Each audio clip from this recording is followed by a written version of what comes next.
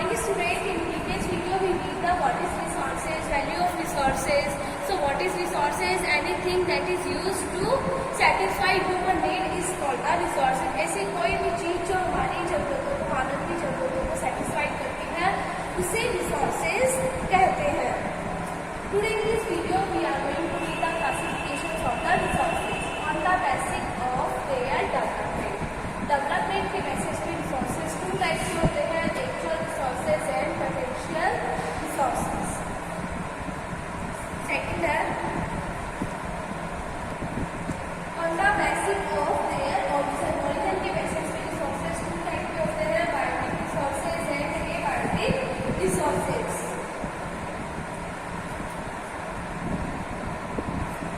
Third है on the basic of their renewability. Renewability के basis पे जो resources है वो टाइप के है.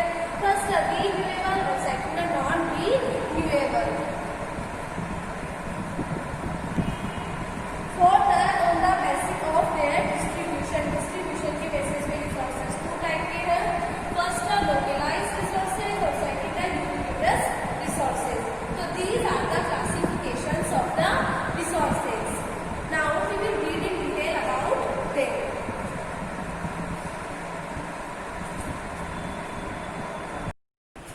So now everyone open your book at the page number 126.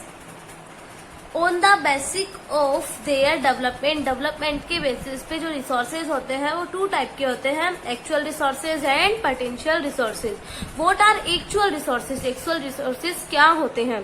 The resources whose quantity is known are actual resources. ऐसे resources जिनकी quantity क्या है, जानी गई है या जानी जाती है, वो कौन से रिसोर्सेज हो जाते हैं? एक्चुअल रिसोर्सेज हो जाते हैं. They are being actually used in present time. और जिनका भी प्रेजेंट टाइम के अंदर एक्चुअल के अंदर उनका यूज हो रहा है वो कौन से रिसोर्सेज है? एक्चुअल रिसोर्सेज है.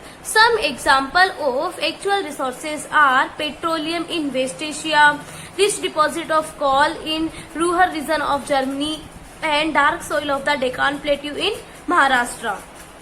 Next potential resources. The resources whose quantity is not known and which are not being used at present are known as potential resources. ऐसे resources जिसकी quantity के बारे में हमें कोई आइडिया नहीं है और जिनका अभी प्रेजेंट टाइम के अंदर कोई भी यूज नहीं है हो रहा है, वो कौन से रिसोर्सेज हो जाते हैं? पोटेंशियल रिसोर्सेज हो जाते हैं.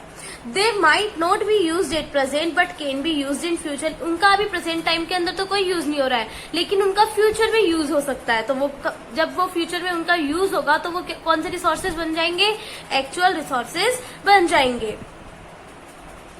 At present the technology may not be advanced but gradually with the time those resources can be developed and utilized and can be turned into actual resources. जैसे जैसे टेक्नोलॉजी का develop होगा वो resources भी develop हो जाएंगे और फिर वो रिसोर्सेज कौन से रिसोर्सेज हो जाएंगे? एक्चुअल रिसोर्सेज हो जाएंगे.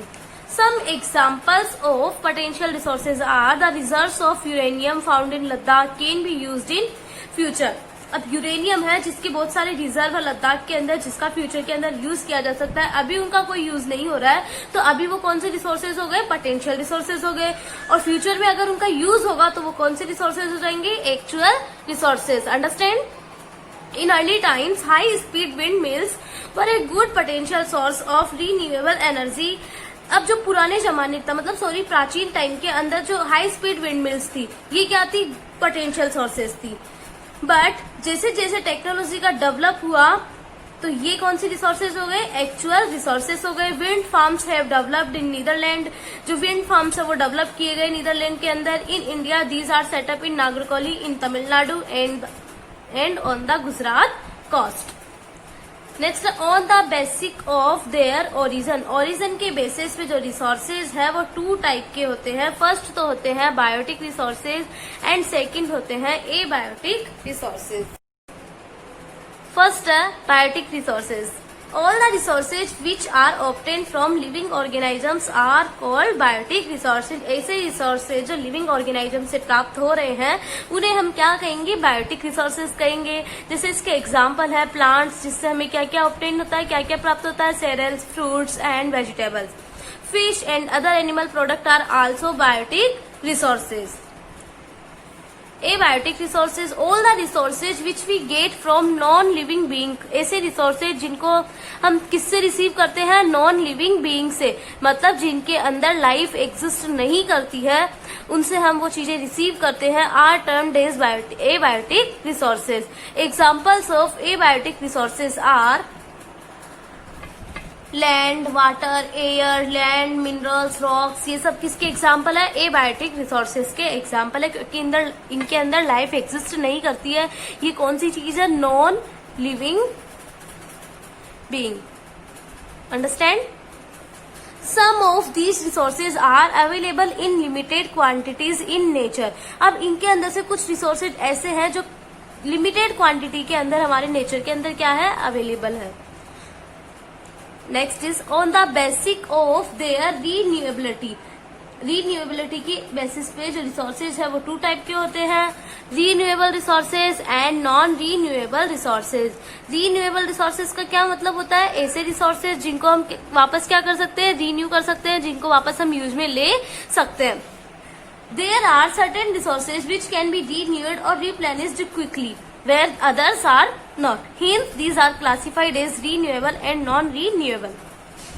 The resources which gets renewed or replenished quickly through natural process are called renewable resources. ऐसे resources जो natural process के द्वारा जल्दी से रीन्यू हो जाते हैं, रिप्लेनिश्ड हो जाते हैं, उनको हम क्या कहते हैं, रीन्यूएबल रिसोर्सेज कहते हैं। Some of these resources are unlimited in nature. अब इनके अंदर से कुछ रिसोर्सेज तो ऐसे हैं जो हमारे नेचर के अंदर अनलिमिटेड है and can not be affected by human activities, और वो ह्यूमन एक्टिविटीज से क्या नहीं होते हैं, अफेक्टेड नहीं होते हैं। For example solar energy, wind energy, tidal energy, but the stock of resources such as soil, water, forest can be depleted if we use them carelessly and recklessly. अब जो ये रिसोर्सेज जैसे सॉइल, वाटर, फॉरेस्ट, यदि हम इनका सही तरीके से यूज नहीं करेंगे तो ये धीरे धीरे क्या होते जाएंगे, विनाश होते जाएंगे। Similarly although water is an unlimited resources, जो वाटर है वो कौन सा रिसोर्सेज है, अनलिमिटेड रिसोर्सेज है, but with the shortage and drying up of water due to over use, लेकिन ओवर यूज के कारण जो वाटर है उसकी क्या हो रही है, कमी हो रही है, और पानी क्या हो रहा है, सूखता भी जा रहा है। पॉल्यूशन ऑफ वाटर, वाटर के अंदर पॉल्यूशन, वाटर पॉल्यूशन हो रहा है, and misuse of water bodies, और वाटर बॉडीज जिनका मिसयूज हो रहा है, it might become a scarce resources in future. तो फ्यूचर के अंदर जैसे अभी हम पानी का इतना सारा यूज करेंगे, वेस्टेज करेंगे, तो फ्यूचर के अंदर पानी की हमें कमी आ जाएगी, तो वो कब क्या हो जाएगा, a scarce in future. Non renewable resources, these are resources which have a limited stock and once they get exhausted it take thousands of years to be renewed or replenished। ये ऐसे resources है जो हमारे पास क्या है, limited है, और एक बार अगर ये खत्म हो जाते हैं तो इनको वापस रीन्यू होने में कई साल लग जाते हैं। These resources cannot be renewed within the lifespan of human beings, so once exhausted they cannot be renewed soon। Example जैसे कोल, पेट्रोलियम एंड नेचुरल गैस, इनको वापस रीन्यू होने के लिए काफी साल लग जाते हैं, काफी सारा टाइम इनको लग जाता है। नेक्स्ट है on the basic of there distribution. There are some natural resources which are found everywhere। कुछ ऐसे नेचुरल रिसोर्सेज जो सभी जगह पाए जाते हैं, while some are found in particular areas, और कुछ रिसोर्सेज ऐसे हैं जो पर्टिकुलर एरियाज में पाए जाते हैं। Hence they can be classified localized and ubiquitous resources respectively। First localized resources क्या होते हैं, these resources are found in specific regions such as minerals and oil। Their distribution depends on various physical factors such as climate, terrain and altitude। For example, minerals such as coal and iron are found in Bihar and Odisha। Ubiquitous resources, these resources are found everywhere on the earth's surface। For example, air, water, sunlight, etc।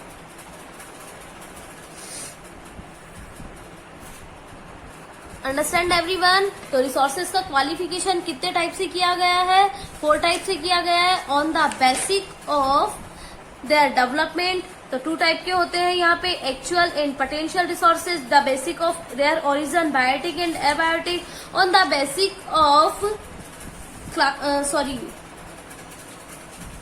renewability, renewable resources and non-renewable resources, and on the basic of their distribution, localized resources and ubiquitous resources. Thank you. In next video we will read human made resources.